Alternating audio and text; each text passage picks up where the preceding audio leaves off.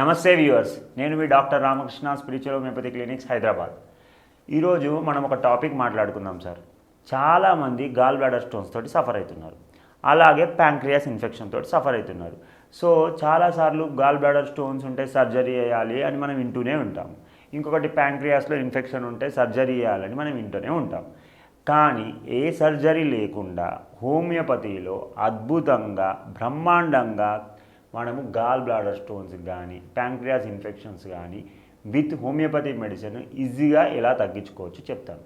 అసలు gall బ్లాడర్లో stones ఎందుకు form అవుతాయి, స్టోన్స్ ఫామ్ కావడానికి కారణాలు ఏంటి, ఫస్ట్ అది తెలుసుకుంటే అది ఎందుకు ఎక్కువ అవుతుంది, స్టోన్ ఎందుకు ఫామ్ అవుతుంది అని తెలుసుకుంటే ఆటోమేటిక్గా మనము దాన్ని కంట్రోల్ చేయగలిగితే ఇది నార్మల్ అయిపోతుంది.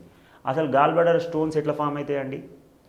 కొలెస్ట్రాల్ వల్ల స్టోన్స్ ఫామ్ అవుతాయి. మన శరీరంలో ఎక్కువ కొలెస్ట్రాల్ ఉత్పత్తి అయితే ఆటోమేటిక్గా ఏమవుతుంది అని అంటే అది గాల్ బ్లాడర్లో ఎక్కువ పేరుకుపోయి స్టోన్స్ ఫామ్ అవుతాయి. అయితే ఈ కొలెస్ట్రాల్ అనేది ఎవరు ఎక్కువ ఉత్పత్తి చేస్తున్నారు? లీవర్లో ఏదైనా ప్రాబ్లం ఉంది అనుకుందాం మనం. ఫర్ ఎగ్జాంపుల్ లీవర్లో ఏదైనా ప్రాబ్లం ఉంటే ఆటోమేటిక్గా కొలెస్ట్రాల్ ఉత్పత్తి ఎక్కువ జరుగుతుంది. అంటే ఎందుకు అని అంటే లివరే కొలెస్ట్రాల్ని ఉత్పత్తి చేస్తుంది. సో మనం అనొచ్చు కదా సార్, గాల్ బ్లాడర్ని తీసేసుడు ఎందుకు? సింపుల్గా మనం ఏం చేస్తాము, లివర్లో ప్రాబ్లం ఉంటే కొలెస్ట్రాల్ ఎక్కువ ఉత్పత్తి కాకుండా చేసుకుంటే ఆటోమేటిక్గా కొలెస్ట్రాల్ అనేది గాల్ బ్లాడర్లో ఎక్కువ పేరుకుపోదు. అప్పుడు ఆటోమేటిక్గా ఏమైపోతుంది, మనకి స్టోన్స్ ఫామ్ కావు. స్టోన్స్ ఫామ్ కాకపోతే పిత్తాశయం ప్రాబ్లమే ఉండదు. సో కొలెస్ట్రాల్ ఏ కండిషన్లో పెరుగుతుంది, దానికి హోమియోపతి ఎలాంటి చికిత్స ఉంటుంది ఒక్కటి మాట్లాడుకుందాం. సో కొలెస్ట్రాల్ అనేది కూడా శరీరంలో రెండు రకాలు ఉంటుంది. Good cholesterol, bad cholesterol, triglycerides ఇవన్నీ ఉంటాయి sir. So cholesterol rich food తినకూడదు. ఎప్పుడు పెరుగుతుంది కొలెస్ట్రాల్?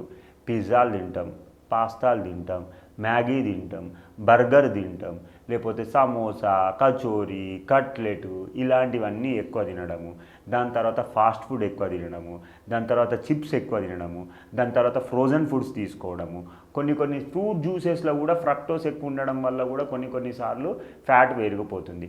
దీనివల్ల కొలెస్ట్రాల్ ఎక్కువ అవుతుంది. సో కొలెస్ట్రాల్ ఎక్కువైపోతే ఆటోమేటిక్గా మళ్ళీ పేరుకపోతే ఇవన్నీ జరుగుతాయి. So say no to fat food, say no to fast food, say no to frozen food, say no to meat. ఇవన్నీ తగ్గించుకోవడం వల్ల ఏమవుతుంది అంటే అసలు మన శరీరంలో కొలెస్ట్రాల్ ఉత్పత్తి కాకుండానే చేస్తుంది. ఇంకొకటి సింపుల్, మనము ఒక్కటి నియమం పాటిస్తే ఏమవుతుంది అని అంటే ఆటోమేటిక్గా కొలెస్ట్రాల్ అనేది తగ్గిపోతుంది. ఇప్పుడు శరీరంలో కొలెస్ట్రాల్ ఎక్కువ ఉందండి, మనం ఏం చేయాలి? డైలీ ఈవినింగ్ 6 o'clock సూర్యాస్తమయం లోపల తినేసేయాలి. తర్వాత ఏం తినొద్దు. అంటే తర్వాత ఇంటర్మీడియట్ ఫాస్టింగ్ అంటారు, వింటారు కదా. 6 గంటలకు మనము తినడం బంద్ చేసినాం అనుకోండి, మళ్ళీ నెక్స్ట్ డే మార్నింగ్ 9 గంటలకు, అంటే ఆల్మోస్ట్ 15 గంటలు. ఈ 15 గంటలు ఏం తినకుండా పోవడం వల్ల ఏమవుతుందంటే శరీరం కావాల్సిన ఎనర్జీ ఈ కొలెస్ట్రాల్ కరిగించి తీసుకుంటుంది. సో ఎవరికైతే ఈ గాల్ బ్లాడర్లో స్టోన్స్ ఉన్నారో వాళ్ళు ఏం చేస్తారంటే మిడ్ నైట్లో తినడము, లేట్ నైట్ తినడము, తింటూ కూల్ డ్రింకులు తాగడము అస్సలు చేయకూడదు. ఇంకొకటి ఏంటంటే చాలామందికి ఫ్యాషన్ అండి, తినుకుంటే కూల్ డ్రింక్ తాగుతారు. ఒక్క కూల్ డ్రింక్లో 10 స్పూన్ల షుగర్ ఉంటుంది. మళ్ళీ షుగర్ తినడం వల్ల ఆటోమేటిక్గా ఏమవుతుంది, ఫ్యాట్స్ పెరుగుతాయి, కొలెస్ట్రాల్ పెరుగుతాయి. సో ఇలాంటి వాళ్ళు కూల్ డ్రింకే తాగకూడదు. అది కూడా ఒకటి గుర్తుపెట్టుకోండి. సో మీరు ఎప్పుడైతే సాయంత్రం 6 గంటలకు తిండి బంద్ చేసి మళ్ళీ నెక్స్ట్ డే 10 o'clock చేశారనుకోండి, ఈ ఇంటర్మీడియట్ ఫాస్టింగ్ వల్ల ఏమవుతుందని అంటే ఆటోమేటిక్గా కొలెస్ట్రాల్ కరిగిపోయి మనకు గాల్ బ్లాడర్లో స్టోన్స్ తగ్గే ఛాన్సెస్ ఉంటాయి. ఇంకొకటి ఏంటంటే మనకి ఇవన్నిటికీ చాలా ఇంపార్టెంట్ ఏంటంటే రెగ్యులర్గా యాపిల్ ఎక్కువ తినాలి. రోజుకి 2-3 యాపిల్ తినాలి. తినడం వల్ల ఏమవుతుందంటే యాపిల్లో మెలమిక్ యాసిడ్ అని ఒకటి ఉంటుంది, ఇంకొకటి పెక్టిన్ అని ఉంటుంది. ఈ రెండు ఏం చేస్తాయి అని అంటే కొలెస్ట్రాల్ని, కొవ్వుని కరిగిస్తాయి. సో ఆటోమేటిక్గా కొలెస్ట్రాల్ తగ్గిపోతుంది, అంటే ఎల్డిఎల్ బ్యాడ్ కొలెస్ట్రాల్ తగ్గిపోతుంది. ఎప్పుడైతే మళ్ళీ కొలెస్ట్రాల్ తగ్గింది ఆటోమేటిక్గా గాల్ బ్లాడర్లో స్టోన్స్ తగ్గిపోతాయి. అంటే స్టోన్స్ ఫామే కావు, అంటే అది ఉంటేనే కదా ఇది ఫామ్ అయ్యేది, లేకపోతే అది ఎందుకు ఫామ్ అవుతుంది? కొలెస్ట్రాల్ ఎక్కువ ఉంటేనే గాల్ బ్లాడర్ స్టోన్స్ ఫామ్, అదే లేదంటే ఇంకేడికి అవుతుంది. అవునా కదా? ఇప్పుడు రైతు పండిస్తేనే మనం గోడౌన్ తీసుకుపోయి బియ్యం సంచులు పెట్టగలుగుతాం. అసలు పంటనే లేదు, గోడౌన్లు అన్నీ ఖాళీ ఉంటాయి. అవునా కాదా? అంతే సింపుల్. ఇక్కడ కూడా అంతే, అసలు పంటనే లేదు అంటే కొలెస్ట్రాల్ ఉత్పత్తే కాకపోతే ఇంక గాల్ బ్లాడర్ స్టోన్స్ ఎడికెళ్ళి వస్తాయి. సో రాత్రి తొందరగా తినడం బంద్ చేసి, అంటే 6 o'clock తినండి, పొద్దున మళ్ళీ 9 o'clock తినండి. ఈ ఫ్యాట్ ఫుడ్ తినకండి, ఈ కూల్ డ్రింకులు ఇవన్నీ తాగకండి. సో దీని ద్వారా ఏం చేస్తాము అని అంటే మనము తగ్గించుకోవచ్చు. మీకు చెప్పినట్టే యాపిల్ ఒకటి తినండి, దాంతోపాటు దానిమ్మ పండ్లు దానిమ్మ పండు తినడం వల్ల కూడా ఏమవుతుంది అంటే ఫుల్ ఆఫ్ యాంటీ ఆక్సిడెంట్స్, ఆటోమేటిక్గా ఏం చేస్తుంది అంటే ఈ కొలెస్ట్రాల్ని తగ్గించేస్తుంది. ఇంకొకటి బెర్రీస్, స్ట్రాబెర్రీ కానీ, బ్లాక్బెర్రీ కానీ, బ్లూబెర్రీ కానీ, ఇవి తీసుకోవడం వల్ల ఏమవుతుంది అని అంటే ఆటోమేటిక్గా ఇవి ఏం చేస్తాయి అంటే మళ్ళీ కొలెస్ట్రాల్ని తగ్గించేస్తుంది.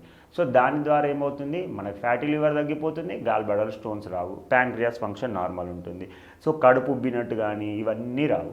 సో బెర్రీస్ కూడా తీసుకోండి. ఇంకొకటి మీకు అన్నిటికంటే ముఖ్యమైనది బీట్రూట్ తినండి. బీట్రూట్ తినడం వల్ల కూడా ఏముంటుంది అంటే ఆటోమేటిక్గా కొలెస్ట్రాల్ని కరిగించేస్తుంది. సో మళ్ళీ కొలెస్ట్రాల్ తగ్గిపోతుంది, గాల్ బ్లాడర్లో స్టోన్స్ రావు. ఇంకొకటి ఏంటి అని అంటే ఇవన్నీ కాకుండా మనకు అన్నిటికంటే ముఖ్యమైనది పుదీనా, ఇంకొకటి ఏంటండి తులసి. ఇవి రెండు తీసుకోవడం వల్ల డైలీ ఒక 4 పుదీనాకులు, 4 తులసి ఆకులు రోజు నవలండి. ఆటోమేటిక్గా ఏమవుతుంది అని అంటే ఈ తులసిలో ఏముంటుంది అంటే anti histamine properties, anti inflammatory properties, anti allergic properties ఇవన్నీ ఉంటాయి. సో దాని ద్వారా కూడా ఏమవుతుంది అని అంటే ఏమైనా ఇన్ఫెక్షన్స్ ఉంటే అవి తగ్గిపోతాయి. ఆటోమేటిక్గా ఏమవుతుంది అని అంటే కొలెస్ట్రాల్ ఉత్పత్తి కాకుండా లివర్ హెల్త్ బాగుంటుంది. సో దాని ద్వారా కూడా మనం ఏం చేస్తామంటే గాల్ బ్లాడర్ స్టోన్స్కి చెక్ పెట్టవచ్చు. ఇంకా last but not the least మీకు ఒక బ్రహ్మాండమైన రెమెడీ చెప్తాను. దేవుడిచ్చింది, శివుడిచ్చింది, అర్థమైందా? ఏంటి అని అంటే బిల్వపత్రం ఉంటుంది కదండి, బిల్వపత్రము డైలీ ఒక 4 బిల్వపత్రాల పౌడర్ అంటే అవి తెంపుకొని ఎండబెట్టి పొడి వేసుకొని నీళ్ళలో కలుపుకొని తాగండి ఆ పొడి. దాని ద్వారా కూడా ఏమవుతుంది అని అంటే మనము కొలెస్ట్రాల్ని తగ్గించుకోవడం జరుగుతుంది. దాని ద్వారా మళ్ళీ గాల్ బ్లాడర్ స్టోన్స్ తగ్గుతాయి. ఇంకొకటి కూడా చెప్తానండి, సింపుల్, లాస్ట్కి ఒకటి గుర్తుపెట్టుకోండి. వేపాకు, వేపాకులో కూడా చాలా యాంటీ ఆక్సిడెంట్ ప్రాపర్టీస్ ఉంటాయి. దాని వేపాకు సైంటిఫిక్ నేమ్ ఏంటంటే అజార్డిరక్టా ఇండికా. దీంట్లో అజార్డిరక్టిన్ అని, నింబిడిన్ అని చాలా ప్రాపర్టీస్ ఉంటాయి. అవి కూడా ఏం చేస్తాయి, శరీరంలో కొవ్వును తగ్గించేస్తాయి. ఎప్పుడైతే శరీరంలో కొవ్వు తగ్గిపోయిందో ఆటోమేటిక్గా కొలెస్ట్రాల్ తగ్గుతుంది, మళ్ళీ గాల్ బ్లాడర్ స్టోన్స్ తగ్గిపోతాయి. సో ఇవన్నీ చేయడం వల్ల ఏమవుతుంది అని అంటే లివర్ ఫంక్షన్ బాగుంటుంది, తర్వాత గాల్ బ్లాడర్ బాగుంటుంది, దాని తర్వాత ప్యాంక్రియాస్ బాగుంటాయి. ఈ 3 బాగుంటే ఏమవుతుంది అని అంటే చిన్న పేగు, స్మాల్ ఇంటెస్టైన్ బాగుంటుంది. చిన్న పేగు బాగుంటే ఏమవుతుంది అంటే పెద్ద పేగు, లార్జ్ ఇంటెస్టైన్ బాగుంటుంది. ఇవంతా బాగుంటే ఏమవుతుంది అని అంటే మోషన్ సరిగా వస్తుంది. మోషన్ సరిగా అంటే ఎక్స్క్రిటరీ సిస్టమ్ అంటే బయటికి పోతుంది. సో శరీరము మనం చీపురు కట్ట పట్టుకొని ఇల్లంతా తుడిస్తే ఎట్లా ఉంటుంది పరిశుభ్రంగా, మనం తిన్నది అన్ననాళం, ఎలిమెంటరీ కెనాల్ అంటారు, అంటే మౌత్ నుంచి మొదలు పెడితే రెక్టమ్ మోషన్ పోయేదాకా అంతా మనం చీపురు కట్ట బట్టి ఊడ్చి మంచిగా సర్ఫ్ ఎక్సెల్ వేసి నీట్గా తుడిస్తే ఎట్లయితుందో అట్లా నీట్గా పర్ఫెక్ట్గా ఉంటుంది.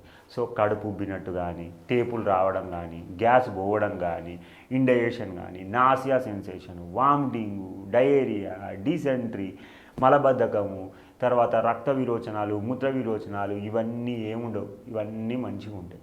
ఇవన్నీ చేస్తే కొవ్వు పెరగదు, కొలెస్ట్రాల్ పెరగదు, ఆటోమేటిక్గా ఇవన్నీ బాగుంటాయి. ఇంకొకటి కొలెస్ట్రాల్ వల్ల మనకు వచ్చేది హార్ట్ ప్రాబ్లమ్స్ ఏముంటాయో అవి కూడా నెక్స్ట్ వీడియోలో డిస్కస్ చేద్దాం. మీరు నన్ను కంపల్సరీ ఫాలో అవ్వండి. మీకు ఏమైనా డౌట్స్ ఉన్నాయా, కింద నెంబర్ ఉంది, కాల్ చేయండి. హోమియోపతిలో ఎక్స్ట్రాడినరీ రెమెడీస్ ఉన్నాయి, దాని గురించి మేము వివరంగా వివరిస్తాము. వచ్చి ఏమన్నా ప్రాబ్లం ఉంటే కన్సల్ట్ అవ్వండి. Thank you.